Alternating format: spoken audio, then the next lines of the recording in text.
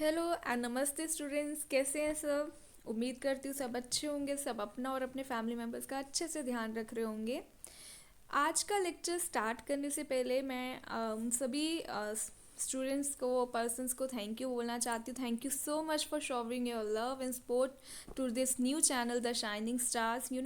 It really means a lot when someone appreciates your work, someone appreciates your work by liking, by subscribing, by sharing your videos on different platforms. It really motivates me and encourages us to deliver more such lectures in the near future also. So for more such videos, you have to like, you have to share, you have to subscribe my channel. So just viral this channel everywhere so that all students can watch it and just take the advantage of this channel for preparing the best for this JKSSB Finance Account Assistant exam. Okay, so आज का lecture हमारा unit 1, जैसे कि आपको मैंने बताया था last lecture में हमने कंप्लीट कर दिया था, और आज हमने यूनिट 2 स्टार्ट करना है। और यूनिट 2 का टॉपिक जो था आपका methods of collecting primary data. देखिए मेरे लेक्चर्स में 2 लेक्चर, मैंने आपको 2 से 3 वीडियोस, अगर आपने मेरा स्क्रीनशॉट रखा होगा जो मैंने स्ट्रेटेजी प्लान बताया था, उसमें मैंने 2 से 3, तो मैं कोशिश करूँगी कि 2 वीडियोस में ही ये लेक्चर जो है वो कंप्लीट हो जाए, यूनिट कंप्लीट हो जाए, ठीक है। और मेरी वीडियोस को देखिए, पूरा स्टार्टिंग से एंड तक देखें, लाइक करें, ठीक है, सब्सक्राइब कर लें, सो दैट कि आपको नियर फ्यूचर में भी जो भी मेरे लेक्चर्स प्रोवाइड किए जाते हैं, जो भी अपलोड होंगे, उसकी नोटिफिकेशन आपको आ जाए और आप टाइमली सभी लेक्चर्स को देख पाएँ, ठीक है। तो आज का लेक्चर हम स्टार्ट करते हैं। देखिए सिंपल वे में बताऊंगी सो दैट कि ये उन स्टूडेंट्स के लिए जो कम टाइम में ना एकदम अपने ब्रेन में कॉन्सेप्ट्स को बिठाना चाहते हैं, कि उनको ज़्यादा क्रैमिंग ना करनी पड़े, ज़्यादा रटना ना पड़े, ज़्यादा मतलब टाइम डिवोट ना करना पड़े। कम टाइम में क्वालिटी वर्क आपके दिमाग में कैसे फ्रेम होगा ना, that is my main priority. So अगर हम प्राइमरी डेटा, हमारे पास प्राइमरी डेटा के अलग से मैथड्स हैं और सेकेंडरी डेटा के अलग से मैथड्स हैं, ठीक है। तो पहले हम प्राइमरी डेटा के मैथड्स को स्टडी करेंगे, उसके बाद हम सेकेंडरी डेटा पे जाएंगे। क्लियर? तो अगर आप यहाँ पे मेरी स्क्रीन पे देख पा रहे हो, प्राइमरी डेटा के मैथड्स की अगर हम बात करें ना, तो we have 5 methods of collecting primary data, ठीक है। अभी हमने बात करी थी कि प्राइमरी और सेकेंडरी डेटा होता क्या है। प्राइमरी डेटा मीन्स जो डेटा हम खुद कलेक्ट कर रहे हैं, जो फर्स्ट टाइम इंफॉर्मेशन कलेक्ट की जा रही है, जो ओरिजिनल इन कैरेक्टर है, ठीक है। तो अभी हम उसी डेटा को कैसे कलेक्ट करते हैं, कौन कौन से मैथड्स यूज़ करते हैं हम उस प्राइमरी डेटा को कलेक्ट करने के लिए, वो आज हम स्टडी करेंगे। लेट्स सी कि कितने मैथड्स आज हम कंप्लीट कर पाते हैं इस लेक्चर में। So we have 5 methods. The first one is personal interviews, then information from correspondence and telephone interviews, mail questionnaire method, and enumerator method.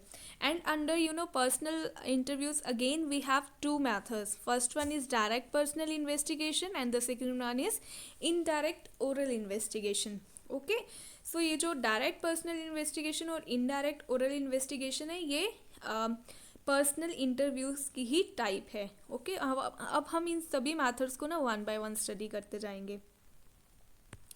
देखिए सबसे पहले हमारे पास आता है पर्सनल इंटरव्यूज़ क्या होते हैं। देखो मैंने आपको कल ही अपने लास्ट लेक्चर में बताया था कि जब भी हम कोई टर्म्स पढ़ते हैं ना, उनको ब्रेक करना है, ब्रेक कर करके थोड़ा सा विजन अपना ब्रॉड करना है, कि देखना है कि वो क्या कहना चाह रहा है, क्या मुझे कुछ समझ आ रहा है उसकी टर्म से, ठीक है। तो अगर आप यहाँ पे देखो, पर्सनल और इंटरव्यूज़ 2 टर्म यहाँ पे आ रही है, ठीक है। इंटरव्यू क्या होता है और पर्सनल से यहाँ पे मेरा क्या मतलब है, ठीक है। तो यहाँ पे हम ध्यान से देखेंगे, इंटरव्यू से मेरा क्या मतलब है कि जब हम क्वेश्चनिंग करते हैं, ठीक है। जब एक इन्वेस्टिगेटर, अब आपको सारी टर्म्स पता है, इन्वेस्टिगेटर क्या होता है, इन्यूमरेटर क्या होता है, रिस्पोंडेंट क्या होता है। इन्वेस्टिगेटर मीन्स जो खुद ही इन्वेस्टिगेशन कंडक्ट करता है, रिस्पोंडेंट जो आंसर्स देता है। तो अगर कोई इंटरव्यूअर है, अगर कोई जो पर्सन इंटरव्यूज़ कंडक्ट, जो क्वेश्चनिंग कर रहा है, उस पर्सन को हम इंटरव्यूअर कहेंगे, ठीक है।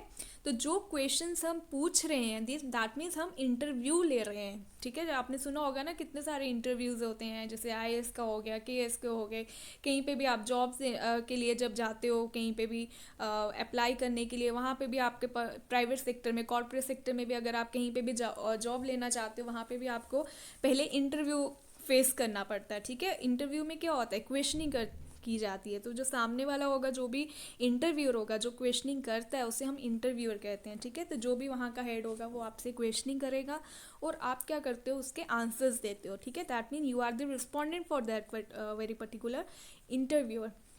ओके, तो यही इंटरव्यू, दैट मीन इंटरव्यू में आपको क्या करना है, क्वेश्चनिंग करनी है। क्वेश्चनिंग कौन कर रहा है, इन्वेस्टिगेटर कर रहा है। किससे कर रहा है, इंटरव्यूज कर रहा है। किससे कर रहा है, रिस्पॉन्डेंट के साथ। दैट मीन्स एक आपका इन्वेस्टिगेटर है, इन्वेस्टिगेटर किससे क्वेश्चनिंग करता है, रिस्पॉन्डेंट से, और रिस्पॉन्डेंट क्या देता है, उसके आंसर्स देता है।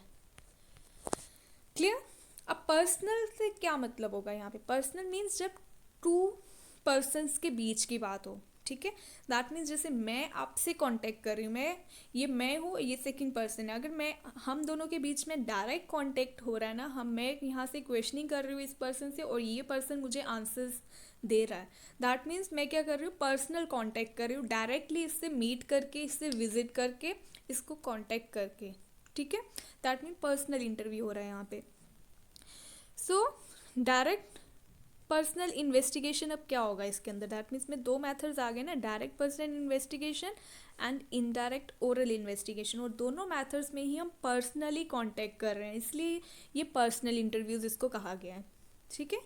अब हम वन बाय वन स्टडी करते हैं, what is direct personal investigation and indirect. सबके हम मीनिंग, उसके मेरिट्स और डीमेरिट्स को स्टडी करेंगे, जो कि एग्जाम के पॉइंट ऑफ व्यू से होंगे। मैंने कोई एक्स्ट्रा पॉइंट्स यहाँ पे मेंशन नहीं किए हैं, otherwise there can be a lot of merits, there can be a lot of number of points under your demerits, but हमें इतना डिटेल में नहीं पढ़ना है। मुझे ये objective examination point of view से पढ़ना है, मुझे सब्जेक्टिव पेपर के लिए नहीं पढ़ना है कि मुझे नंबर ऑफ पॉइंट्स, मेरी जितनी ज़्यादा क्वांटिटी भी होगी, क्वालिटी के साथ साथ वो मैटर करती है, नहीं। यहाँ पे मैंने वही पॉइंट्स मेंशन किए हैं जो एग्ज़ाम के पॉइंट ऑफ व्यू से इंपॉर्टेंट है, जिससे रिलेटेड जो एग्जाम्स में क्वेश्चंस के आने के काफ़ी ज़्यादा चांसेस होंगे। तो वही पॉइंट्स को मैंने यहाँ पे मेंशन किए। ये नहीं कि अब आप कमेंट सेक्शन में बोलो या आप सोच सकते हो यार ये भी तो इसका मेरिट है, ये भी तो इसका डीमेरिट हो सकता है, लेकिन मैंने वही मेरिट्स और डीमेरिट्स उन्हीं पॉइंट्स पे फोकस किया जो एग्ज़ाम के पॉइंट ऑफ व्यू से इंपॉर्टेंट है, ठीक है। तो I hope you are getting my point. देखिए, अब मेरा जो पॉइंट है that is direct personal investigation. क्या होता है इन्वेस्टिगेशन, आपको पता है, जो भी हम स्टैटिस्टिकल इंक्वायरी कंडक्ट कर रहे हैं, इन्वेस्टिगेशन समझ आ गया। पर्सनल भी अब आपको पता है कि जब हम पर्सनली कांटेक्ट कर रहे हैं, ठीक है। अगर वो पर्सनल कांटेक्ट जो है वो डायरेक्ट है, ठीक है, जैसे मैंने बताया ये पर्सन इस पर्सन से डायरेक्टली मीट करके, इसको कांटेक्ट करके और इससे जो भी इंफॉर्मेशन चाहिए वो निकलवा रहा है, ठीक है। तो ये रिस्पोंडेंट है और ये मेरा इन्वेस्टिगेटर है। इन्वेस्टिगेटर पर्सनली इसके पास जा रहा है, इसको कांटेक्ट कर रहा है और फेस टू फेस कांटेक्ट करके ये इससे जो भी इंफॉर्मेशन है वो ले रहा है, ठीक है। और ये पर्सन इस इन्वेस्टिगेटर को इन्फॉर्मेशन दे रहा है, ठीक है। तो ऐसा मेथड जहाँ पे इन्वेस्टिगेटर डायरेक्टली कांटेक्ट करता है रिस्पोंडेंट को और उसकी हेल्प से इंफॉर्मेशन गैदर करता है, तो वो मेथड होगा डायरेक्ट पर्सनल इन्वेस्टिगेशन। आया समझ। इसमें डायरेक्ट और फेस टू फेस कांटेक्ट होता है किसके साथ, विद द रिस्पोंडेंट, ठीक है। तो जो स्टूडेंट्स कह रहे हैं ना मैम नोट्स के लिए, आप प्लीज़ यहीं से स्क्रीनशॉट ले सकते हो, क्योंकि हमारे पास इतना टाइम भी नहीं है कि अभी मैं प्रॉपर सीक्वेंस वाइज नोट्स बनाऊँ। तो ये मेरे रफ एंड टफ जो मैंने मतलब अपनी स्टडीज़ के लिए बनाए थे, तो मैं वही आपके साथ शेयर कर रही हूँ। तो आप इसी के स्क्रीनशॉट ले सकते हो और अपने आप नोट्स बना सकते हो इसी को देख के। इससे ज़्यादा कुछ पढ़ने की आपको ज़रूरत भी नहीं है, और ये नहीं है कि आपका टाइम वेस्ट होगा, आप बोलोगे हम क्यों लिखते रहें। इससे आपके ही राइटिंग स्किल्स भी डेवलप होते हैं, ठीक है। दैट मीन्स इसमें क्या है, ऑन द स्पॉट इंक्वायरी है। जैसे मैं जहाँ पे गई, ऑन द स्पॉट मैंने उस पर्सन को कांटेक्ट किया, रिस्पोंडेंट को, और उससे इन्फॉर्मेशन मैंने ले लिया, जो भी इन्फॉर्मेशन मुझे चाहिए था वो मैंने कलेक्ट कर लिया, ठीक है। दैट मीन्स इस मेथड में क्या होता है, इन्वेस्टिगेटर पर्सनली विजिट करता है अपने रिस्पोंडेंट को और उनको कन्विंस करता है कि वो अपनी इन्फॉर्मेशन हमें दे, वो ही इन्फॉर्मेशन जो मुझे अपनी स्टडी के लिए, अपनी इन्वेस्टिगेशन के लिए चाहिए, ठीक है। तो सिंपल टर्म्स में डायरेक्ट पर्सनल इन्वेस्टिगेशन वो मेथड है जहाँ पे इन्वेस्टिगेटर डायरेक्टली कांटेक्ट कर रहा है किसको, रिस्पोंडेंट को, ठीक है, और इन्फॉर्मेशन कलेक्ट कर रहा है। तो ये मेथड इसमें ऑब्वियस सी बात है, अब आपको एक चीज़ समझ आ रही होगी कि इन्वेस्टिगेटर को ना बड़ा ट्रेंड होना पड़ेगा, उसको अनबायस्ड होना पड़ेगा। ट्रेंड का मतलब तो आप समझते हो ना, उसमें स्किल्स होने चाहिए कि वो कैसे अपने रिस्पोंडेंट से इंफॉर्मेशन लेगा, क्योंकि रिस्पोंडेंट भी तो स्मार्ट है ना। जैसे मैंने आपको लास्ट लेक्चर में एग्जांपल दिया था कि अगर मुझे अपनी लोकेलिटी में चेक करना है कि कितने ऐसे हाउस होल्ड हैं जो हीटर्स का यूज़ कर रहे हैं। अब ऐसा तो नहीं है कि सब बड़े ऑनेस्ट हैं और मुझे ऑनेस्ट ही रिप्लाइज देंगे कि yes I am using heaters, yes I am using heaters, yes I have 2 heaters at my home and all that. नहीं, ऐसा कोई भी नहीं बोलने वाला है। बड़े कम ऐसे होंगे कि जो बोलेंगे हाँ।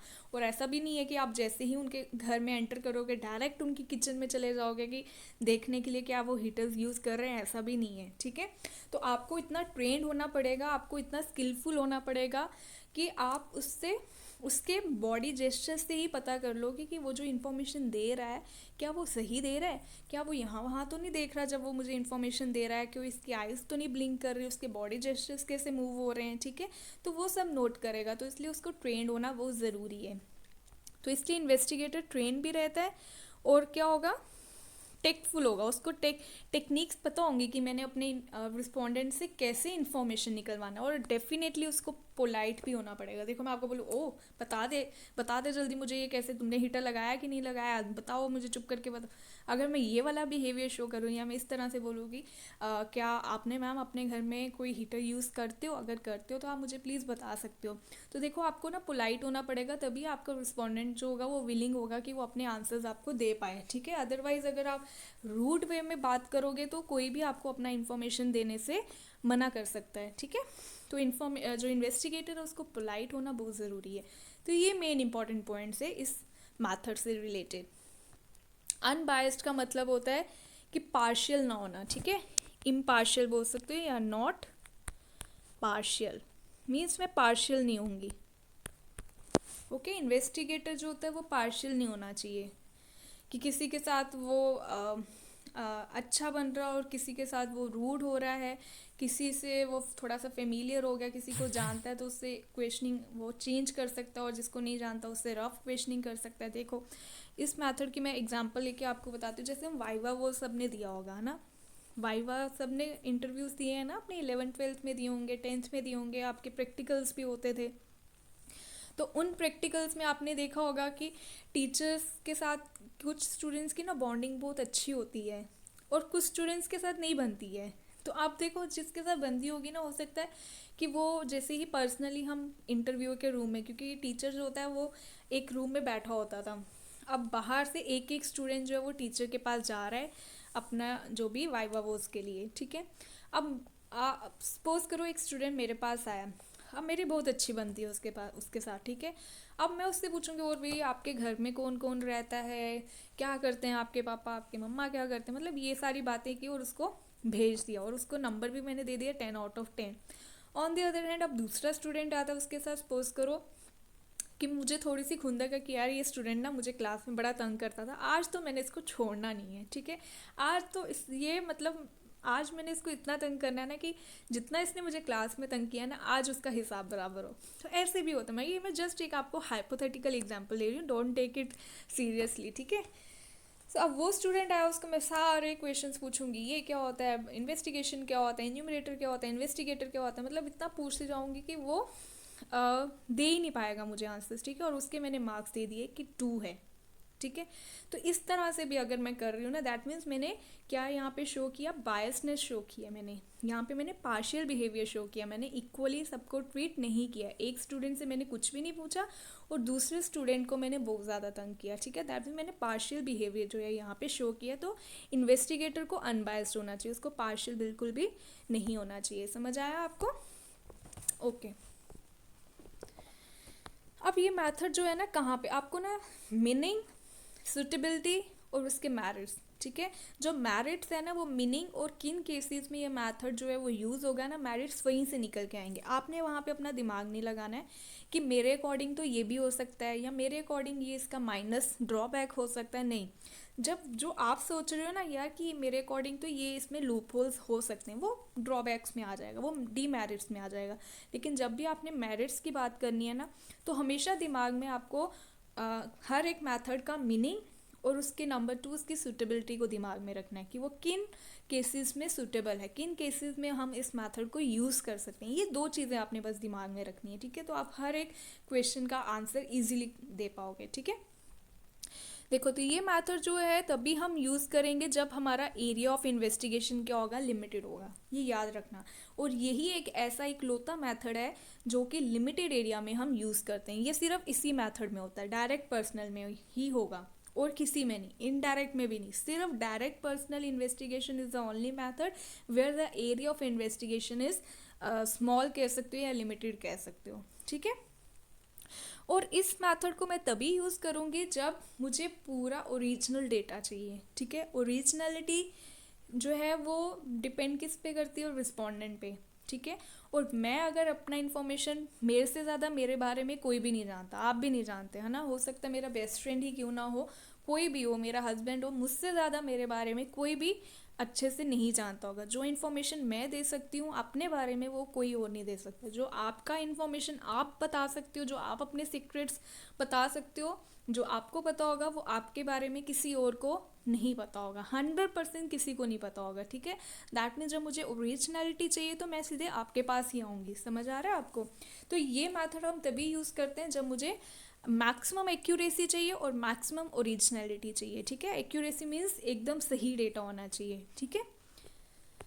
सो ये 3 मेथड में सूटेबल है जब मेरा एरिया ऑफ इन्वेस्टिगेशन लिमिटेड होगा, जब ओरिजिनलिटी चाहिए और मुझे मैक्सिमम एक्यूरेसी चाहिए। ये 3 बातों को आपको दिमाग में रखना। और ये एक अकेला ऐसा मेथड है, बार बार बता रही हूँ, जहाँ पे एरिया ऑफ इन्वेस्टिगेशन जो है वो लिमिटेड है।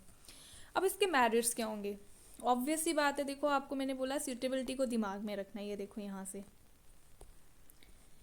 ओरिजिनलिटी चाहिए थी ना, दैट मीन यहाँ से जो भी डेटा आएगा वो ओरिजिनल होगा, क्योंकि जो भी डेटा इन्वेस्टिगेटर डायरेक्ट कांटेक्ट करके रिस्पोंडेंट से डेटा लेगा ना, वो हमेशा ओरिजिनल ही होगा, ठीक है। और वो फ्लेक्सिबल भी हो सकता है, क्योंकि मैं आपसे क्वेश्चनिंग कर रही हूँ ना, हो सकता है मैं आपसे 2 क्वेश्चंस करूँ, हो सकता है आपसे 4 करूँ। इन्फॉर्मेशन तो सेम चाहिए, लेकिन क्वेश्चनिंग ऊपर नीचे हो सकती है, just to check the accuracy. हो सकता है मैं एक ही क्वेश्चन को चेक करने के लिए 2 क्वेश्चंस पूछ लूँ। सेम इन्फॉर्मेशन को कलेक्ट करने के लिए मैं 2 से 4 क्वेश्चंस पूछ सकती हूँ। सेकेंड, अपने रिस्पॉन्डेंट से मैं 3 ही क्वेश्चंस पूछ सकती हूँ। थर्ड, रिस्पॉन्डेंट से मैं 6-7 क्वेश्चंस पूछ सकती हूँ, ठीक है। तो फ्लेक्सिबिलिटी काफ़ी ज़्यादा है इसमें। क्लियर। फ्लेक्सिबिलिटी का मतलब है कि मैं अपनी क्वेश्चनिंग को बढ़ा या कम भी कर सकती हूँ। यूनिफॉर्म डेटा कलेक्ट होगा, क्योंकि एक ही इन्वेस्टिगेटर है, ठीक है। सेम काइंड ऑफ डेटा मुझे चाहिए, तो यहाँ पे जो भी मैं खुद ही सबसे इंफॉर्मेशन कलेक्ट कर रही हूँ, क्योंकि इन्वेस्टिगेटर पर्सनली विजिट कर रहा है रिस्पोंडेंट को, तो मैं ही सबसे इन्फॉर्मेशन कलेक्ट करके ला रही हूँ। तो जो भी डेटा मैं कलेक्ट करूँगी वो यूनिफॉर्म इन नेचर होगा, ठीक है। दैट मीन वो सेम काइंड ऑफ डेटा होगा। यूनिफॉर्म से मेरा क्या मतलब है, same kind of data, same kind of data is collected, understood. Same kind of data भी कह सकते हो, या फिर आप कह सकते हो homogeneity, homogeneous, homogeneous data is collected, understood. Homo, HOMO means same, genius, homogeneous data. Economical भी होगा, इकोनॉमिकल से मेरा मतलब है कि सस्ता, ठीक है, कम टाइम में, टिकाऊ।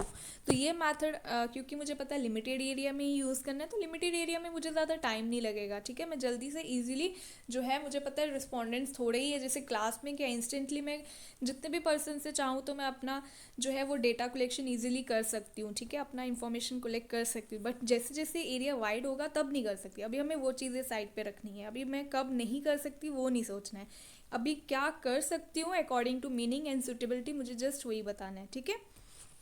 तो ऑब्वियस ही बात है, जो भी डेटा ओरिजिनल होगा ना वो डेफिनेटली एक्यूरेट भी होगा और रिलायबल भी होगा।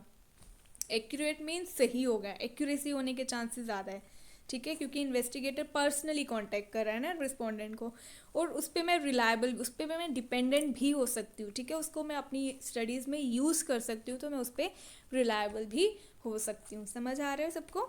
And the last point is it is suitable to all types of question whether it is open ended और क्लोज एंडेड क्वेश्चन। तो ये जो मैथड है ना हर तरह के क्वेश्चन पे एप्लीकेबल है। हर तरह के क्वेश्चंस को ना हम दो पार्ट्स में डिवाइड करते हैं, ओपन एंडेड होते हैं या तो फिर वो क्लोज एंडेड। और यहाँ से भी ना जीएसए के एग्जाम में क्वेश्चन आया था कि विच of the following is a close ended question. वहाँ पे 4 ऑप्शंस थे और आपको बताना था कि इनमें से क्लोज एंडेड क्वेश्चन कौन सा है। और एक ओपन एंडेड का भी क्वेश्चन था कि ये एग्जाम्पल एक उन्होंने दिया था और उन्होंने बताया था, एक सेट में मैंने चेक किया था तो वहाँ पे वो ऑप्शंस में दिया था कि ये जो एग्जाम्पल कोट किया गया है ये ओपन एंडेड का है या क्लोज एंडेड का है या फिर बोथ ए एंड बी और नन ऑफ दिस, इस तरह से था। तो आपको पता होना चाहिए। मैंने तभी बोला ना एक एक टर्म जो मैं बताऊंगी ना बस इसके मीनिंग्स आपको याद रखने हैं और इन्हीं को ही पढ़ो, आप बार बार प्रैक्टिस करो, रिवाइज करो, अपने छोटे से क्रिस्प एकदम शॉर्ट नोट्स बना लो, सो दैट उसी को बार बार स्टडी करो। ज़्यादा नहीं लिखना है, ज़्यादा थेरी नहीं लिखनी है क्योंकि ये सब्जेक्टिव पेपर नहीं है। You have to play very smartly, hard work तो करना है बट स्मार्ट वर्क के साथ, ठीक है। सो ओपन एंडेड क्वेश्चंस क्या होंगे? ओपन एंडेड, देखो अगेन यहाँ पे 2 टर्म्स आ रही हैं जिसके एंड्स क्या है? ओपन है, जिसके एंड्स क्या है? क्लोज है, ठीक है। थोड़ा सा समझ आया यहाँ से? एंड्स ओपन में थोड़ा सा ना डिटेल में इसलिए बताना चाहती हूँ कि आपको ना थोड़ा सा आपका खुद ही जो विजन होता है ना, आपका माइंड खुद ही थोड़ा सा एकदम ओपन होने लग जाए कि आपका दिमाग खुद ही काम करने लग जाए यार, कि मेरे बोलने से पहले ही आपको वो चीज़ें समझ आने लग जाए। ऐसा चाहती हूँ मैं कि मेरे स्टूडेंट्स ऐसे हों कि अभी मैं उसका मीनिंग बता ही रही हूँ कि उससे पहले आपके दिमाग में खुद ही उसका आंसर फ्रेम हो जाए कि येस इसका आंसर ये हो सकता है। और जैसे मैं बताऊँ और आप साथ ही बोलो कि या मैं भी ऐसा ही सोच रही थी, ठीक है, या मैं भी ऐसा ही सोच रहा था, ठीक है, दैट मीन्स मेरा जो आंसर था वो सही था, जो मैं एज्यूम कर रहा था वो सही निकला, ठीक है। तो दिस इज ओनली द फंडा behind this. So ends open होने से मेरा मतलब है कि अगर मैं आपसे कोई क्वेश्चन करती हूँ ना तो उसका आंसर आप अपने वर्ड्स में दे सकते हो, उसका कोई एंड नहीं है, ठीक है। तो उसका एंड जो है वो ओपन है कि you are free to give your answers in your own language, in your own way and in your own words, ठीक है। तो आप जितना लंबा डिस्क्रिप्शन देना चाहते हो उसको आप उसमें आप दे सकते हो। तो ओपन एंडेड क्वेश्चंस वो होते हैं। जैसे मैं आपको अभी बोलूँ कि आपको मेरा ये जो लेक्चर सीरीज़ में आपको प्रोवाइड कर रही हूँ, आप अपना एक्सपीरियंस शेयर कीजिए कि आपको मेरे लेक्चर्स कैसे लग रहे हैं, क्या लूप होल्स हैं, क्या इंप्रूवमेंट्स चाहते हो। तो आप कमेंट सेक्शन में मुझे लिख के भेज सकते हो। I will definitely take care of those very comments. तो ये जो मैं आपको बोल रही हूँ, tell me about your experience regarding my lectures, तो ये क्या है? ओपन एंडेड क्वेश्चन है, ठीक है। तो जैसे मैं आपको बोलती हूँ कि आपसे मैं कोई क्वेश्चन पूछती हूँ कि tell me what is this direct personal investigation, तो आप बताओगे what is direct personal investigation, तो आपका जो आंसर होगा ना वो एक डिटेल्ड होगा, ठीक है। दैट मीन्स ओपन एंडेड में क्या होता है? एक डिटेल्ड क्या रहती है? डिस्क्रिप्शन रहती है। डिटेल्ड डिस्क्रिप्शन कह सकते हो या ओन वर्ड्स के, पार्टिसिपेंट जो होता है ना उसके ओन वर्ड्स में इसके आंसर्स होते हैं, ठीक है। Answers in his own words, ठीक है। You answer in your own words, ठीक है। तो आप इसको लिख सकते हो आंसर्स हैविंग डिटेल्ड डिस्क्रिप्शन, या फिर आप कह सकते हो in which respondent answers in his own words, ठीक है। You are free to reply in your own words, ठीक है। तो इनवाइटिंग फ्री रिस्पॉन्सेज, जहाँ पे आपके रिस्पॉन्सेज फ्री है कि आप कुछ भी बोल सकते हो, कुछ भी लिख सकते हो, ठीक है। लेकिन ऑन दी अदर हैंड अब क्लोज्ड एंडेड क्या होंगे? अब क्लोज्ड एंडेड क्वेश्चंस में भी ना 3 तरह के हो सकते हैं। यहाँ से ही क्वेश्चन आया था कि 3 तरह के कौन से, या तो वो सिंपल ऑल्टरनेटिव होंगे, लिख देती हूँ मैं, सिंपल ऑल्टरनेटिव हो सकते हैं, ऑल्टरनेटिव, ठीक है, या तो फिर वो MCQ बेस्ड हो सकते हैं, या फिर वो स्पेसिफिक इंफॉर्मेशन रिलेटेड हो सकते हैं, स्पेसिफिक इंफॉर्मेशन रिलेटेड हो सकते हैं। अंडरस्टूड? 3 तरह के आप लिख लो। क्लोज्ड एंडेड में सिंपल ऑल्टरनेटिव, MCQ बेस्ड भी हो सकते हैं, या फिर स्पेसिफिक इंफॉर्मेशन रिलेटेड भी हो सकते हैं। सिंपल ऑल्टरनेटिव को हम डाइकोटमस भी कहते हैं, डाइकोटमस, DICHO, डाइकोटोमस, ठीक है। डाइकोटमस क्वेश्चन, डाई से, डाई मीन्स 2, 2, डाई बन रहा है 2 से, दैट मीन्स जिसके जो ऑल्टरनेटिव्स होंगे ना वो सिर्फ 2 ही होंगे, ठीक है। तो ऐसे क्वेश्चन जिसके सिर्फ 2 ही ऑल्टरनेटिव्स हो सकते हैं, जैसे कि आपको मैं बताती हूँ, ट्रू और फॉल्स हो सकता है, राइट और रॉन्ग हो सकता है, मैं शॉर्ट में लिख रही हूँ, येस और नो हो सकता है, ठीक है। तो जो इस तरह के क्वेश्चंस होते हैं ना, इनको हम डाइकोटमस क्वेश्चंस कहते हैं, या फिर सिंपल ऑल्टरनेटिव, क्योंकि 2 ही ऑप्शंस हैं, ठीक है। तो सिंपल ऑल्टरनेटिव या फिर डाइकोटमस, क्योंकि 2 ऑप्शंस है ना, कि अगर मैं आपको बोलूँ आपको मेरा लेक्चर अच्छा लगा या नहीं लगा, येस और नो, तो 2 ही ऑप्शंस आपके पास। तो ये क्वेश्चन किसका एग्जाम्पल है, आपका डाइकोटमस क्वेश्चन का एग्जाम्पल है, ठीक है। जैसे अगर मैं आपको पूछूं कि व्हाट्स योर नेम, अब ये जो नेम है इसका आंसर भी किस में होगा, 1 वर्ड में होगा। तो स्पेसिफिक इन्फॉर्मेशन में आपका 1 वर्ड का ही आंसर आता है, ठीक है। तो स्पेसिफिक इन्फॉर्मेशन का एग्जांपल हो गया कि 1 वर्ड में ही अगर आपको आंसर देना है। जैसे मैं आपकी एज पूछती हूँ कि आपकी एज क्या, अगेन 1 वर्ड क्वेश्चन है ये। तो जितने भी 1 वर्ड क्वेश्चन होते हैं ना वो स्पेसिफिक इन्फॉर्मेशन के होते हैं, वो भी क्लोज एंडेड, क्योंकि इसका एंड क्लोज है। जस्ट आपकी एज पूछी, आपने एज बताई, आंसर खत्म। इसमें अब आप कोई मैनिपुलेशंस नहीं कर सकते, इसमें कोई बढ़ा चढ़ा या कम नहीं कर सकते हो आप, है ना। 42 है तो 42 बोलोगे, 30 है तो 30 बोलोगे, 20 है तो 20 बोलोगे, 2 ईयर्स है तो 2 ही बोलोगे, ठीक है। इसमें आप अपने वर्ड्स में नहीं कि ये वो ये इतना लंबा चौड़ा बढ़ा चढ़ा के आप नहीं बोल सकते। लेकिन मेरे लेक्चर्स कैसे आपको मिल रहे हैं, कैसे लग रहे हैं, वो आप बढ़ा चढ़ा के अच्छा बोलोगे। कुछ स्टूडेंट्स बोलेंगे मैम अच्छे लग रहे हैं, कुछ बोलेंगे मैम पुअर हैं, कुछ बोलेंगे क्वालिटी अच्छी नहीं है, कुछ बोलेंगे कि बिल्कुल ही टाइम वेस्ट हो रहा है या ऐसा वैसा, या कुछ बोलेंगे नहीं क्वालिटेटिव है, अच्छे हैं, समझ भी आ रहे हैं। तो सबके जो व्यूज़ होंगे ना वो अलग अलग होंगे, ठीक है। और सब फ्री होंगे कि अपने रिस्पॉन्सेज अपने वर्ड्स में वो दे सकते हैं। तो वो हो गया आपका ओपन एंडेड, समझ आया। डाइकोटमस में हो गया जिसमें 2 ही ऑप्शन होंगे। एमसीक्यू बेस्ड आप सबको पता है, इस पर कोई ज़्यादा मुझे बताने की ज़रूरत नहीं है। मल्टीपल चॉइस क्वेश्चन, जो जितने भी आप अपने ये जो JKSS भी हो गया, जितने भी आप ऑब्जेक्टिव पेपर्स जो होते हैं आपके, वो MCQ बेस्ड ही होते हैं। तो again MCQ based is a type of your close ended question, ठीक है। और यहाँ ही से क्वेश्चन आया था कि ये जो MCQ बेस्ड है ये किसका टाइप है, ये क्लोज एंडेड क्वेश्चन का टाइप है, ना कि ओपन एंडेड क्वेश्चन का, ठीक है। Okay, then the next one is your simple alternative भी हो गया, MCQ भी हो गया, और इसके साथ आपका स्पेसिफिक इंफॉर्मेशन भी हो गया। Now comes the demerits of direct personal investigation. अब डायरेक्ट पर्सनल इन्वेस्टिगेशन का डीमेरिट्स क्या होंगे, देखो मैंने आपको बताया कि मेरिट्स के लिए आपने सिर्फ इसकी सुटेबिलिटी दिमाग में रखनी थी, है ना, कि इन्हीं केसेस में ही ये मेथड जो है वो सुटेबल होगा, तो फिर उसके ऑब्वियस ही बात है वो मेरिट्स ही हैं। लेकिन अगर ये सुटेबिलिटी हम हटा दें, अगर हम इनको रिमूव कर दें, तो डीमेरिट्स में आ जाएगा ना, कि दैट मीन्स ये मेथड अगर हमारा एरिया बढ़ गया फिर हम इस मेथड को यूज़ नहीं कर सकते। दैट मीन वाइड एरिया में ये मेथड एप्लीकेबल ही नहीं है। एक्सपेंसिव होगा definitely if the area is large. अगर हमने थोड़ा सा भी एरिया बढ़ा दिया तो ये मेथड जो है वो काफ़ी ज़्यादा एक्सपेंसिव हो जाएगा in terms of money also, ठीक है, एंड टाइम ऑल्सो, ठीक है। टाइम इज़ ऑल्सो मनी, सो काफ़ी ज़्यादा मुझे टाइम लगेगा, काफ़ी ज़्यादा टाइम कंज्यूमिंग हो जाएगा, एक्सपेंसिव हो जाएगा in the case of large area, ठीक है।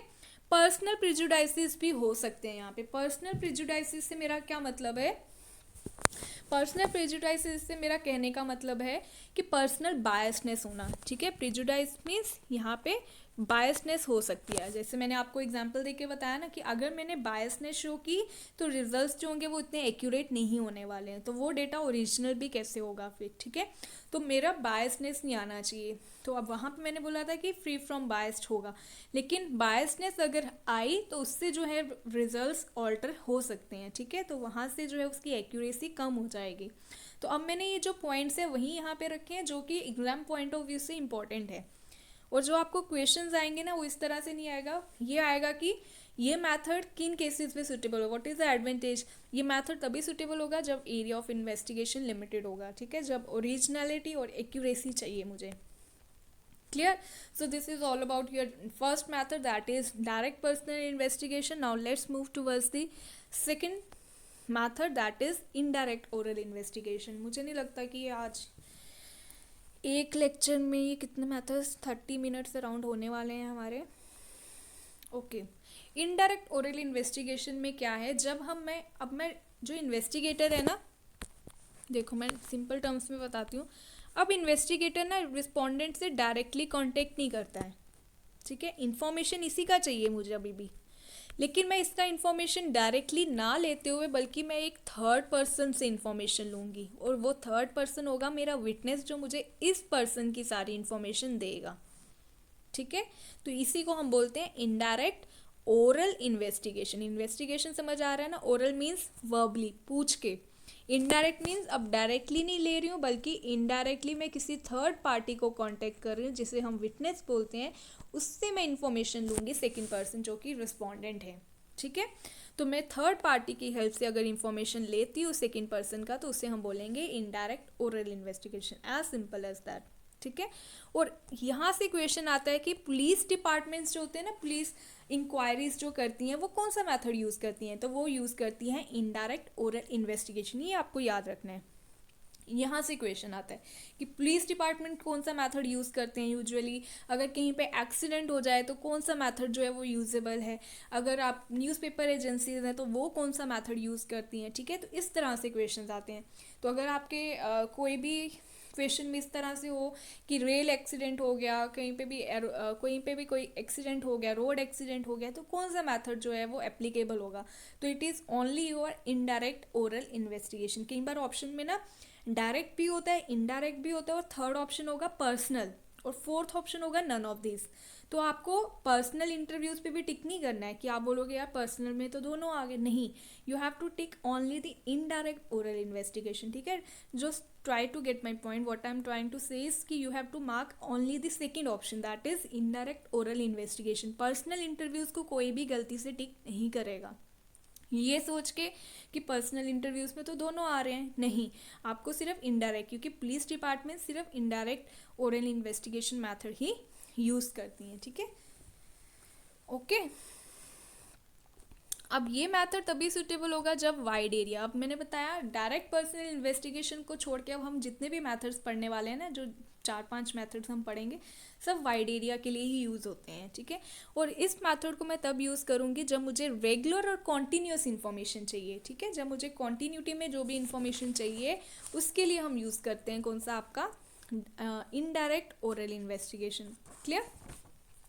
Okay, then next point is, ये मेथड तब यूज़ होगा जब प्रॉब्लम जो होती है ना वो कॉम्प्लेक्स, थोड़ी सी टफ हो जाती है, थोड़ी सी डिफ़िकल्ट हो जाती है, और हमें एक्सपर्ट्स की जो होती है वो नीड पड़ जाती है कि हमें किसी पर्सन की रिक्वायरमेंट है कि वो हमारे केस को सॉल्व करे। तभी हमने बोला है ये जो है पुलिस डिपार्टमेंट। जैसे कि मैं एग्जांपल दे के बताऊँ कि पहले तो ये लास्ट पॉइंट बता देते हैं, secret information about the informant has to be gather. अगर मुझे सीक्रेट इन्फॉर्मेशन चाहिए ना, तो तभी हम ये मेथड को यूज़ करते हैं।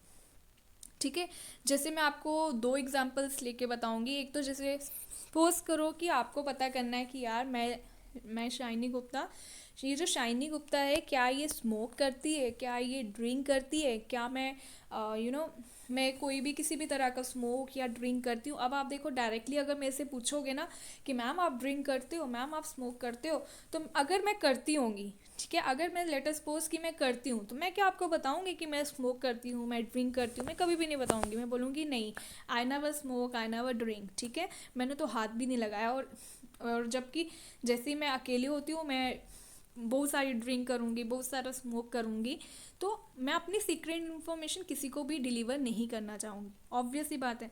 अब जो इन्वेस्टिगेटर है ना, वो क्या करेगा, मुझे पर्सनली कांटेक्ट नहीं करेगा, क्योंकि उसको पता है ये पर्सन जो है, जो शाइनी है, ये तो झूठ बोल देगी। ठीक है, अब क्या करेगा वो इन्वेस्टिगेटर, मेरे पास आने की बजाय मेरे किसी फ्रेंड के पास जाएगा। ठीक है, उसको पता है वो ऐसे पर्सन को चूज़ करेगा जो कि मुझे जानता होगा, जिसको पता होगा कि ये पर्सन मुझे इन्फॉर्मेशन दे सकता है। ठीक है, अब यहाँ पे 3 चीज़ें हो सकती है, यहाँ तो वो पर्सन मुझे जानता होगा, यहाँ तो वो मेरा मतलब फास्ट फ्रेंड होगा, अच्छा फ्रेंड होगा, यहाँ तो वो उसके साथ मेरी नहीं बनती होगी। अब यहाँ पे 3 केसेस हो सकते हैं। अगर तो वो मुझे अच्छे से जानता है, मेरा बहुत अच्छा फ्रेंड है, तो वो सब कुछ अच्छा अच्छा पता है, नहीं वो तो बिल्कुल ड्रिंक नहीं करते, वो तो ऐसा है, वो तो वैसी है, तो वो मेरे बारे में सब ना अच्छी अच्छी क्वालिटीज़ ही इन्वेस्टिगेटर को डिलीवर करेगा। समझ आ रहा है? अगर उस पर्सन की मेरे साथ नहीं बनती है, इस पर्सन की मेरे साथ अगर नहीं बन रही है, तो फिर क्या होगा? अगर नहीं बन रही है तो ऑब्वियस सी बात है, वो बढ़ा चढ़ा के जितनी भी बुराइयां ना, नहीं वो तो बहुत ज़्यादा, वो तो एक एक बोतल, वो तो दो दो बोतलें पी जाती है, ऐसी है वैसी है, मतलब वो बढ़ा चढ़ा के मेरी बुराइयां करेंगे, ठीक है, कि नहीं उसमें ये तो क्या, वो तो ये भी करती है, वो तो ड्रग्स भी लेती है, वो तो ये भी सब, मतलब सब कुछ करती है, वो इतना सा होगा ना वो इतना बना देंगे उसको, ठीक है। तो ऐसे भी होते हैं। तो अब ये डिपेंड कर रहा है कि ये जो थर्ड पर्सन, और अगर ऐसा कोई पर्सन होगा जो न्यूट्रल होगा, जो मुझे इतना जानता नहीं होगा, वो बोलेगा यार मुझे नहीं पता, कि मैं इन सब से थोड़ा पीछे ही रहना चाहती हूँ, ठीक है।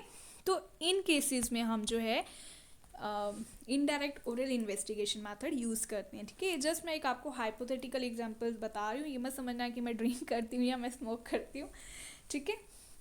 और जैसे मैंने आपको बोला पुलिस डिपार्टमेंट, जैसे कहीं पे एक्सीडेंट हो गया, अब मुझे पता है जो रिस्पोंडेंट है ना वो इस कंडीशन में नहीं है कि वो आपको आंसर्स दे पाए आपके क्वेश्चंस के, ठीक है।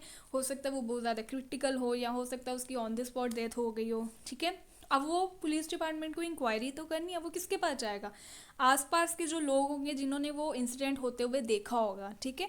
वो उनसे पूछेंगे कि बताओ आपने क्या देखा, कब क्या हुआ, ये किस टाइम पे हुआ था, कौन कौन यहाँ पे था, किसको आते देखा, किसको जाते देखा।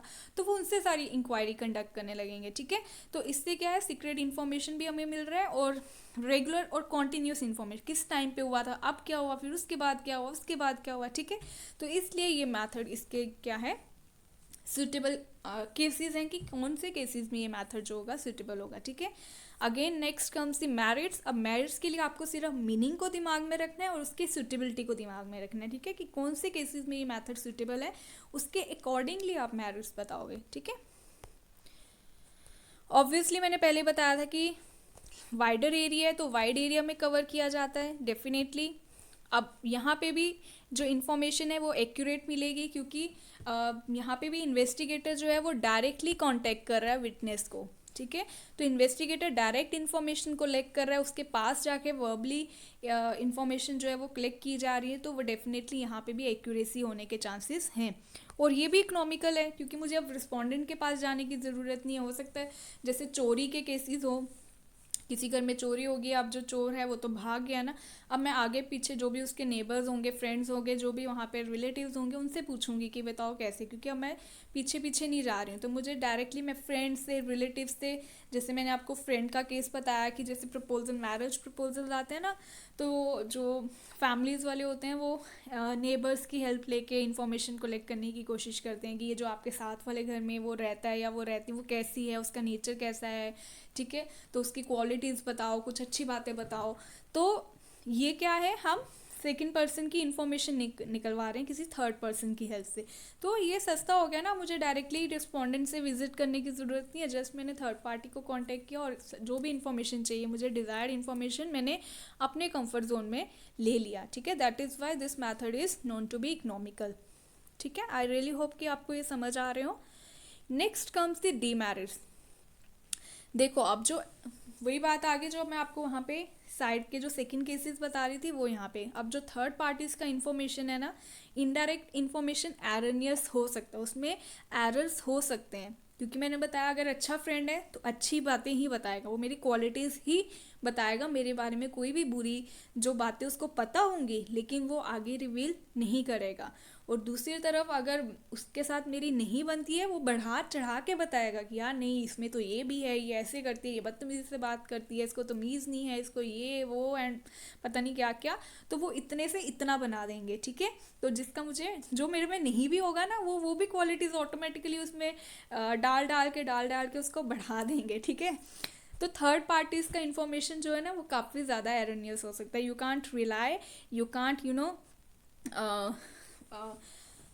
इट कांट बी ओरिजिनल, ठीक है। सो लैक ऑफ ओरिजिनलिटी हो सकती है वहाँ पे।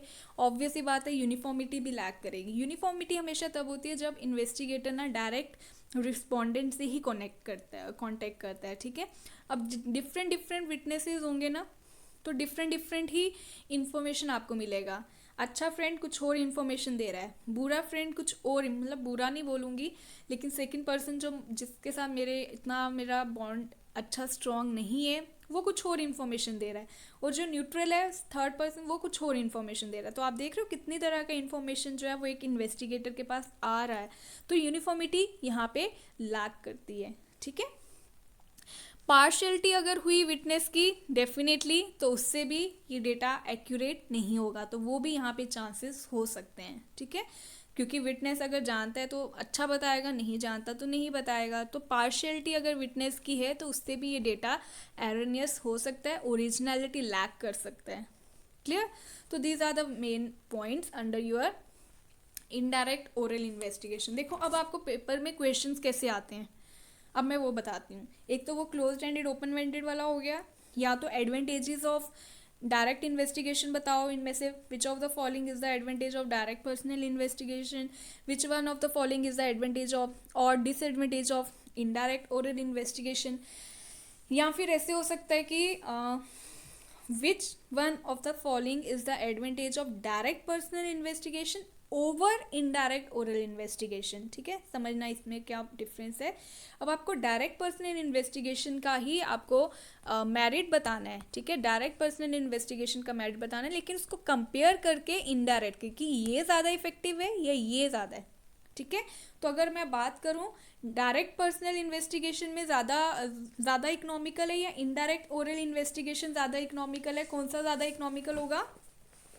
इकोनॉमिकल ऑब्वियस सी बात है, जो आपका अगर आप पहले या तो बात करते हैं कवरेज की, अगर कवरेज है तो किसकी ज़्यादा वाइड कवरेज है और किसकी ज़्यादा लिमिटेड कवरेज है। आप आराम से बता सकते हो कि जो डायरेक्ट पर्सनल इन्वेस्टिगेशन है उसकी लिमिटेड कवरेज है और जो इनडायरेक्ट इन्वेस्टिगेशन है उसकी वाइड कवरेज है, वो वाइड एरिया में जो है वो यूज़ होता है। ओरिजिनलिटी की बात की जाए तो जो डायरेक्ट पर्सनल इन्वेस्टिगेशन होगा ये ज़्यादा ओरिजिनल है, ठीक है। वाई इसकी लिमिटेड कवरेज है, इसकी वाइड कवरेज है, ये ज़्यादा ओरिजिनल होगा, ये लेस ओरिजिनल होगा, ठीक है। यहाँ पे इतनी ओरिजिनलिटी जो है वो लैक करेगी थोड़ी सी। रिलायबिलिटी और एक्यूरेसी की बात करूँ तो ये ज़्यादा रिलायबल और एक्यूरेट होगा, ये लेस रिलायबल और लेस एक्यूरेट होगा, ठीक है। कॉस्ट की जैसे मैंने बोला इकोनॉमिकल कौन सा है और लेस एक्सपेंसिव एक्सपेंसिव कौन सा है, तो ऑब्वियस ही बात है यू विल से कि मैम ये जो डायरेक्ट पर्सनल इन्वेस्टिगेशन है ये एक्सपेंसिव होगा और ये जो है वो इकोनॉमिकल होगा डेफिनेटली, क्योंकि हमें थर्ड पार्टीज की हेल्प से ही हम इंफॉर्मेशन कलेक्ट कर लेते हैं, ठीक है। ओके, ये वाला मेथड भी हम कंप्लीट कर देते हैं। इन्फॉर्मेशन फ्रॉम कॉरेस्पॉन्डेंट, देखिए अब वो मैथड जिसमें हम इंफॉर्मेशन जो है ना वो किसकी हेल्प से कलेक्ट कर रहे हैं? कॉरेस्पॉन्डेंट्स की हेल्प से, ठीक है। इन्फॉर्मेशन कलेक्ट कर रहे हैं with the help of correspondents. Correspondent कौन होता है? लोकल पर्सन्स होते हैं, लोकल पर्सन्स हो सकते हैं या फिर लोकल एजेंट्स हो सकते हैं, ठीक है। वो पेड भी हो सकते हैं या फिर वो अपनी मर्जी से ऑनर कर सकते हैं किसी भी न्यूज़ चैनल को या किसी भी एजेंसी को, ठीक है। तो वो इन्फॉर्मेशन लेके आते हैं इन्वेस्टिगेटर के पास, ठीक है। दैट मीन्स यहाँ पे हम किसकी बात कर रहे हैं? सिर्फ कॉरेस्पॉन्डेंट की बात कर रहे हैं कि जो भी इन्फॉर्मेशन कौन कलेक्ट करता है? कॉरेस्पॉन्डेंट को ले। तो जिसकी बात हो रही है ना उसी को ही लेके आपने मैरिट्स में बात करनी है, ठीक है। तो इस मेथड में इन्वेस्टिगेटर कलेक्ट नहीं कर रहा है, इन्फॉर्मेशन कलेक्ट कर रहा है आपका कॉरेस्पॉन्डेंट। कॉरेस्पॉन्डेंट इन्फॉर्मेशन दे रहा है किसको? इन्वेस्टिगेटर को। किसकी इन्फॉर्मेशन दे रहा है? रिस्पॉन्डेंट की। तो इसको आप इनडायरेक्ट ओरल इन्वेस्टिगेशन के साथ मत कनेक्ट करना, क्योंकि कई बार बच्चे बोलते हैं कि मैम फिर इनडायरेक्ट ओरल इन्वेस्टिगेशन में और कॉरेस्पॉन्डेंट मेथड में क्या डिफरेंस हुआ? यहाँ पे भी तो थर्ड पार्टी ही इन्फॉर्मेशन ला के दे रही है रिस्पॉन्डेंट की, वहाँ पे भी थर्ड पार्टी ही ला के दे रही है, ठीक है। सिर्फ थर्ड पार्टी को वहाँ पे विटनेस बोला गया, यहाँ पे कॉरेस्पॉन्डेंट बोला गया, नहीं, डिफरेंस है बहुत ज़्यादा। वहाँ पे पुलिस डिपार्टमेंट में जो हम यूज़ करते हैं वो हो गया हमारा इनडायरेक्ट ओरल इन्वेस्टिगेशन। यहाँ पे कॉरेस्पॉन्डेंट जो लोकल पर्सन्स होते हैं उनको पता है कि वो इन्फॉर्मेशन लेके जा रहे हैं इन्वेस्टिगेटर के पास, ठीक है, सबको पता है, रिस्पॉन्डेंट्स को पता है कि इनका काम है कि ये इन्फॉर्मेशन हमसे लेंगे और इन्वेस्टिगेटर को देंगे। और रिस्पॉन्डेंट से देखो आप पर्सनली कॉन्टेक्ट करके ही इन्फॉर्मेशन लाई जा रही है, वहाँ पे वो उसको पर्सनली कांटेक्ट नहीं कर रहा था, वहाँ पे विटनेस अपने लेवल पे इंफॉर्मेशन दे रहा था इन्वेस्टिगेटर को और उसको रिस्पोंडेंट को बताना नहीं था, ठीक है। यहाँ पे नहीं बताना था कि भाई तुम्हारी इन्फॉर्मेशन मैं देने जा रहा हूँ या तुम्हारी इन्फॉर्मेशन लेने वाले हैं हम, ठीक है, नहीं। बट यहाँ पे पता है इनको कि हमसे ही इन्फॉर्मेशन लेनी है और मैंने किसको देनी है? इन्वेस्टिगेटर को ये इन्फॉर्मेशन कलेक्ट करके देनी है। तो यहाँ पे कॉरेस्पॉन्डेंट इन्फॉर्मेशन अपने बिहाफ पे नहीं दे रहा, बल्कि वो रिस्पॉन्डेंट से पूछ के फिर ही इंफॉर्मेशन जो है वो इन्वेस्टिगेटर को दे रहा है। तो इसलिए ये इनडायरेक्ट पर्सनल इन्वेस्टिगेशन और ये वाला मेथड जो है टोटली डिफरेंट है, they are not the same. Clear? So वो मेथड जिसमें हम कॉरेस्पॉन्डेंट की हेल्प करते हैं और कॉरेस्पॉन्डेंट जो है वो इन्वेस्टिगेटर को रिपोर्ट सबमिट करते हैं टाइम टू टाइम, ठीक है, रिस्पॉन्डेंट से अपना डेटा कलेक्ट करके। तो इस मेथड को हम इन्फॉर्मेशन फ्रॉम कॉरेस्पॉन्डेंट मेथड कहते हैं, ठीक है। और यूजुअली ये पेड भी होते हैं या फिर ऑनररी भी होते हैं, मीन्स अपनी मर्जी से। जैसे मेरे को मन किया यार कि मैं न्यूज़ चैनल के लिए काम करती हूँ, जितना भी यहाँ पे कुछ ऐसे इंसिडेंट्स होते हैं, कुछ भी ऐसी एक्टिविटीज़ होती हैं, तो मैं अपनी मर्ज़ी से उनको इन्फॉर्मेशन देने के लिए रेडी हूँ, तो ठीक है, मैं ऑनररी हो जाऊँगी। लेकिन अगर वो मुझे पे कर रहे हैं तो मैं पेड हो गई, ठीक है। यूजुअली इस मेथड को यूज़ करते हैं गवर्नमेंट या फिर न्यूज़पेपर एजेंसीज। अब यहाँ से ये बहुत इंपॉर्टेंट पॉइंट है, अगर क्वेश्चन आता है कि न्यूज़पेपर एजेंसीज कौन सा मेथड यूज़ करती है, तो it is only your information from correspondent method. Police inquiries या डिपार्टमेंट तो indirect oral investigation. Clear? So this method is also suitable when the area of investigation is large. But ये method तब नहीं use होगा जब, मतलब ये method हम तब यूज़ कर सकते हैं जब मुझे हायर डिग्री ऑफ एक्यूरेसी नहीं चाहिए, ठीक है। तो इसके लिए मुझे 100% एक्यूरेसी या मैक्सिमम डिग्री ऑफ एक्यूरेसी होने से कोई लेना देना नहीं है, जस्ट मुझे इन्फॉर्मेशन कलेक्ट करना है और अपने इन्वेस्टिगेटर को हैंड ओवर करनी है, ठीक है। Regular and continuous information, again मुझे किस टाइम पे क्या हुआ, उसके बाद क्या हुआ, उसके बाद क्या हुआ, वो सारा इन्फॉर्मेशन जो है वो मुझे अपने इन्वेस्टिगेटर को कलेक्ट करके देना है, ठीक है। अब इसके मेरिट्स क्या होंगे? ऑब्वियस ही बात है, जो फर्स्ट पॉइंट होगा ना वो अब सबका सेम रहेगा, wide area is covered, wide area is covered. लेकिन जो डिस्क्रिप्शन है ना वो डिफरेंट है हर, ठीक है, हर मेथड में डिस्क्रिप्शन डिफरेंट है, पॉइंट्स सेम होंगे, वही पॉइंट्स हैं, वाइडर कवरेज, इकोनॉमिकल, यूजफुल हैं, रेगुलर कॉन्टीन्यूस इन्फॉर्मेशन मिल रही है, ठीक है। लेकिन जो डिस्क्रिप्शंस रहेंगी वो हर मेथड में अलग अलग रहेंगी। तो अब यहाँ पे क्या इसका मतलब है वाइडर एरिया में कवर कर सकते हैं इस मेथड को, क्योंकि कॉरेस्पॉन्डेंट अब जहाँ पे भी ऑल ओवर द वर्ल्ड, जैसे कि आप न्यूज़पेपर या न्यूज़ चैनल्स देखते हो ना, थ्रू आउट दी वर्ल्ड कहीं पे भी कोई एक्टिविटी हो रही है, कहीं पे भी कोई आ रहा है, कोई जा रहा है, जैसे कि अभी पीएम सर अभी फिरोजपुर गए थे जो पंजाब में, तो कैसे फ्लाईओवर पे पूरा जाम लग गया ये वो। और इंसिडेंटली आपको ये थोड़ा ना कि अब पहले जो न्यूज़ चैनल वाले पहले वहाँ जाएंगे, फिर वहाँ पे जाके वो अपना सेटअप करेंगे, फिर उसके बाद जाके, नहीं ऐसा तो नहीं होता ना। हमें लाइव कवरेज कैसे मिलती है? क्योंकि लोकल पर्सन ही वहाँ पे सिचुएटेड होते हैं और वो इंस्टेंटली जो भी कुछ हैपनिंग होने लगती है या हो रही होती है ना, वो इंस्टेंटली अपने न्यूज़ चैनल्स के साथ कांटेक्ट करते हैं और इंस्टेंटली वो स्टार्ट हो जाता है, ठीक है। तो वो इंस्टेंटली ही कवरेज जो है ना वहाँ से लाइव कवरेज स्टार्ट हो जाती है कि भाई यहाँ पे ये हो रहा है, संवाददाता जो भी है शाइनी के साथ आप यहाँ पे देख सकते हैं, ये ऐसा हो रहा है, वैसा हो रहा है, फ्लाईओवर बंद हो चुका है, इतने लोग यहाँ फंसे पड़े हैं, वहाँ फंसे पड़े। तो ये जो लाइव कवरेज जो दे रहे होते हैं ना, they are local correspondents actually, ठीक है। तो वो अपनी इन्फॉर्मेशन जो है वो रेगुलर और कॉन्टीन्यूस इन्फॉर्मेशन जो है वो न्यूज़ चैनल्स तक पहुंचा रहे होते हैं, ठीक है। तो न्यूज़ चैनल्स इसीलिए यही मेथड को यूज़ करती हैं अपने लिए। तो wider area definitely through out the world कहीं पे भी कोई हैपनिंग हो रही है, कहीं पे भी कोई लाइव कवरेज आपको कवर करनी है, तो instantly you can use this method, ठीक है। रेगुलर एंड कॉन्टीन्यूस इन्फॉर्मेशन के डेफिनेटली ये कर सकते हो। इकोनॉमिकल भी हो गया ना, अब मुझे वहाँ विजिट करने की ज़रूरत नहीं है, जो वहाँ पे लोकल पर्सन है वो खुद ही मेरी हेल्प करेंगे मुझे वो इन्फॉर्मेशन प्रोवाइड करने के लिए, ठीक है। तो इसलिए ये इकोनॉमिकल हो गया in terms of time, in terms of efforts and in terms of money involve.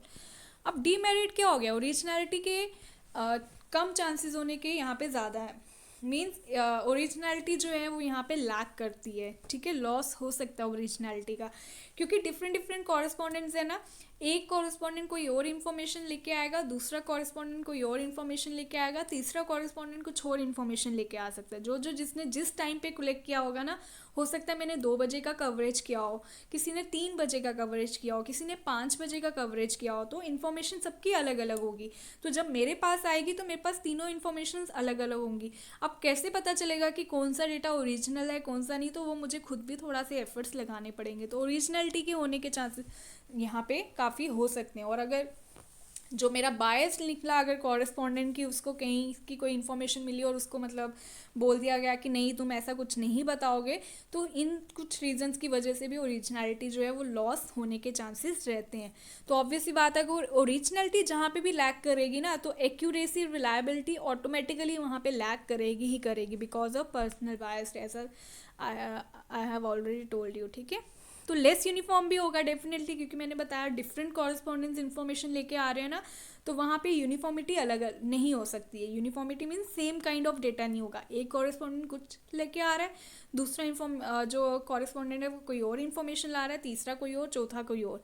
तो इसलिए होमोजिनिटी जो है वो यहाँ पे लैक करती है. Homogeneity means same kind of data, same kind of data यहाँ पे नहीं होगा because of different correspondence we are having. clear? So इसके साथ हमारे 3 मेथड्स हो गए हैं. कोशिश करते हैं 4th मेथड भी आज ख़त्म कर देते हैं क्योंकि ये छोटा ही है. Telephonic interviews. देखो टेलीफोन इंटरव्यूज़ ईजी है ना. अब वो इंटरव्यूज़ जो कि टेलीफोन्स की हेल्प से कंडक्ट किए जा रहे हैं, वो इंटरव्यूज़ जिसमें हम टेलीफोन्स का, जिसमें इन्वेस्टिगेटर जो है वो किसकी हेल्प ले रहा है, टेलीफोन की हेल्प ले रहा है. ठीक है. और ये बुक से आपको पता ना पहले की पब्लिश हुई होती है. और यहाँ पे हम टेलीफोन्स, जो लैंडलाइन टेलीफोन्स होते हैं ना, उन्हीं की बात कर रहे हैं. ठीक है. तो लैंडलाइन टेलीफोन्स की हेल्प से, जो कि आज के टाइम में तो नहीं है. अब जो क्वेश्चंस आते हैं ना वो जस्ट ऐसे ही आएंगे आपको कि हो सकता है आप टेलीफोनिकली कौन कौन से मेथड्स आप यूज़ कर सकते हो. ठीक है. तो अलग वो मैं आपको जैसे जैसे क्वेश्चंस आएंगे ना वैसे वैसे बताती रहूँगी. वो MCQs में हम स्टडी कर लेंगे, वो सारा पोर्शन मैं वहाँ पे कवर कर दूँगी. ठीक है. तो यहाँ पे इन्वेस्टिगेटर जो है वो जितनी भी डिजायर्ड इन्फॉर्मेशन है रिस्पोंडेंट की, वो टेलीफोन की हेल्प से कलेक्ट करता है. ठीक है. दैट मीन्स इसके लिए मेन रिक्वायर्ड क्राइटेरिया क्या है कि रिस्पोंडेंट के पास टेलीफोन कनेक्शन होना चाहिए. ठीक है. So this method is suitable only in those cases where the respondent must have telephone connection. Telephone connectivity होगी तभी इस मैथड को मैं यूज़ कर पाऊंगी. ठीक है. तो ये मैथड यूज़ ही वहीं होगा जहाँ पे टेलीफोन कनेक्शंस होंगे. ये बस आपको उसके अकॉर्डिंगली आपको मेरिट्स बताने हैं. ठीक है. और ये मैथड तभी यूज़ होगा जब मुझे शॉर्टर ड्यूरेशन में मैक्सिमम इन्फॉर्मेशन कलेक्ट करना है. ठीक है. शॉर्टर ड्यूरेशन में maximum information, if I have to collect the maximum information in a shorter span of time. Clear. So अब इसके मेरिट्स क्या होंगे फटाफट से देख लेते हैं. ऑब्वियस ही बात है, जब वाइडर एरिया कवर होगा, इकोनॉमिकल भी है, टाइम सेविंग भी है. देखो इकोनॉमिकल कैसे, घर बैठे जिसका भी नंबर डायल करना है फटाफट से मोबाइल लिया, नंबर डायल किया, और जिसको भी कांटेक्ट करना है मैं घर बैठे अपने कंफर्ट जोन में कर सकती. अभी मेरा मन किया अपने फ्रेंड से बात करने का, फ़ोन नंबर डायल किया और फटाफट से मिलाऊंगी, जितनी बार चाहूँ उतनी बार बात कर सकती हूँ, है ना. आप भी ऐसे ही करते हो ना. जैसे एग्ज़ाम्स की प्रिपरेशन कर रहे हैं, कुछ पूछना है, मन किया अभी कांटेक्ट किया पूछ. लेकिन अगर किसी के घर जाके पूछना पड़ेगा तो डायरेक्ट पर्सनल इन्वेस्टिगेशन में ज़्यादा टाइम लगेगा या यहाँ पे ज़्यादा टाइम लगेगा. आप देखो गए हो, एक बार घर गए हो, फिर वहाँ से इन्फॉर्म, फिर जब तक घर पहुँचोगे फिर याद आएगा ओह यार ये क्वेश्चंस तो समझे ही नहीं, इसके आंसर तो पूछे ही नहीं. आप क्या फिर जाओगे, फिर वापस आओगे, तो कितना टाइम गया आपका. यहाँ पे आपने जस्ट क्लिक किया, एक बार बात की, हेलो हाय कैसे हो, ये वो. हो सकता है जो पूछना होगा ना वो पूछोगे ही नहीं, बाकी सारी बातें करके ना फिर से फ़ोन काट दोगे. फिर याद आएगा ओ यार जो पूछना था वो तो पूछा ही नहीं. ऐसा भी होता होगा ना कभी, मेरे साथ तो होता है. बाकी सारी बातें हो जाती है, जो मेन बात जिसके लिए कॉल किया होता है वो रह ही जाता है साइड पे. फिर दोबारा कॉल करनी पड़ती है यार कि जो जिसके लिए कॉल किया था वो तो रह गया बताना. फिर वो दोबारा हम बताते. देखो हम अपने कंफर्ट जोन में घर बैठे आराम से just with a few click, just ये है कि टेलीफोन कनेक्शन होना चाहिए या फिर हमारे पास रिचार्जेस होने चाहिए, जो मोस्ट प्रियोरिटी है इसके लिए. ठीक है. तो ये इकोनॉमिकल है, टाइम सेविंग. कितना टाइम बचा, जस्ट विद इन सेकेंड्स मैंने नंबर डायल किया और रिंग गई और फ़ोन पिक कर दिया. ठीक है. और ये फास्टर भी है डेफिनेटली. देखो कितने कम टाइम में मैंने जहाँ पे भी थ्रू आउट दी वर्ल्ड कहीं पे भी मुझे बात करनी है, चाहे मेरा कोई भी फ्रेंड फॉरेन बैठा है, मेरा कोई रिलेटिव, मेरा कोई फैमिली मेम्बर कहीं पे भी पूरे वर्ल्ड में कहीं पे भी बैठा है, मैं इजीली टेलीफोन कनेक्शन की हेल्प से उससे कांटेक्ट कर सकती हूँ. ठीक है. अब यहाँ से भी क्वेश्चन आता है कि वाइडली यूज़ नहीं है ये मैथड, क्योंकि ना क्वेश्चंस ना 2 तरीके से आता है और बहुत कॉमन है ये क्वेश्चन कि विच of the following is the widely use method. तो वहाँ पे ना टेलीफोन भी लिखा होता है, क्वेश्चनर लिखा होगा, इन्यूमरेटर होगा. तो वाइडली यूज कभी भी टेलीफोन इंटरव्यूज नहीं है. ठीक है. फास्टर है ये बट नॉट वाइडली यूज. दोनों में डिफरेंट. वाइडली में सबसे ज़्यादा यूज़ हम किसको करते हैं, दो हम टेलीफोन को ज़्यादा यूज़ नहीं करते हैं क्योंकि इसके डीमेरिट्स भी है जो मैं अभी बताऊंगी आपको. ठीक है. पुअर सेक्शंस को हम कवर नहीं कर सकते. पुअर सेक्शन से मेरा मतलब ये नहीं है जो पुअर है, मतलब उन सेक्शंस से मेरा मतलब है कि जो जिनके पास टेलीफोन कनेक्शंस नहीं है, क्योंकि ऑलरेडी ऊपर मैंने कंडीशन सेट कर दी थी ना कि ये मेथड तभी यूज़ कर सकते हैं जिन रिस्पोंडेंट्स के पास टेलीफोन कनेक्शन होगा. उन रिस्पोंडेंट्स के साथ मैं नहीं कर सकती जिनके पास टेलीफोन कनेक्शन नहीं है. ठीक है। तो जिनके साथ नहीं है वहाँ पे तो ये मेथड यूज़ ही नहीं होगा, ठीक है।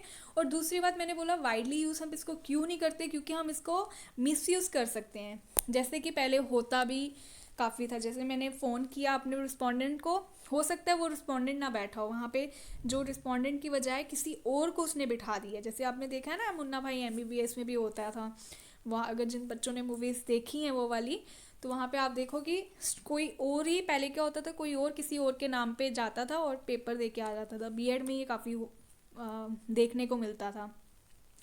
तो आप क्या करते हो, मैं इंटरव्यू मेरा है लेकिन मुझे पता है फ़ोन पे है ना आवाज़, उसको क्या पता चलेगा कि मैं दे रहा हूँ या कोई और।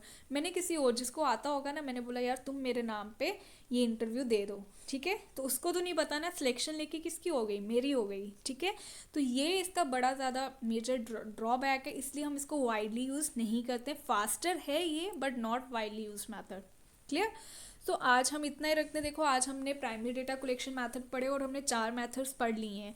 डायरेक्ट पर्सनल इन्वेस्टिगेशन भी पढ़ लिया, जिसमें इन्वेस्टिगेटर डायरेक्टली कांटेक्ट करता है, 100% maximum accuracy maximum originality exist करती है यहाँ पे। इनडायरेक्ट में हमने बताया कि अब इन्वेस्टिगेटर रिस्पोंडेंट का ही इंफॉर्मेशन कलेक्ट कर रहा है with the help of third party की हेल्प से, जिसको हम विटनेस कहते हैं, उसकी हेल्प से वो रिस्पोंडेंट का डेटा कलेक्ट कर रहा है। कॉरेस्पॉन्डेंट में कॉरेस्पॉन्डेंट ही अलग अलग एरियाज में जाके इन्फॉर्मेशन कलेक्ट करते हैं और अपने इन्वेस्टिगेटर को अपनी रिपोर्ट सबमिट करते हैं। और न्यूज़पेपर एजेंसी यूजुअली ये मेथड यूज़ करती हैं और पुलिस डिपार्टमेंट यूजुअली जो है वो इनडायरेक्ट मेथड जो है वो यूज़ करते हैं, ठीक है। उसके बाद हमने टेलीफोन इंटरव्यूज़ पढ़ा, जो कि हम टेलीफोन की हेल्प से कंडक्ट करते हैं। इकोनॉमिकल होता है, फास्टर होता है, but not widely use method, because जिन रिस्पॉन्डेंट के पास इंफॉर्मेशन टेलीफोन कनेक्शंस नहीं है वो इस मेथड को यूज़ ही नहीं कर सकते, ठीक है। So this is all about today's lecture. I hope everybody is preparing extremely well for this exams, but do take care of your health also, okay. Thank you.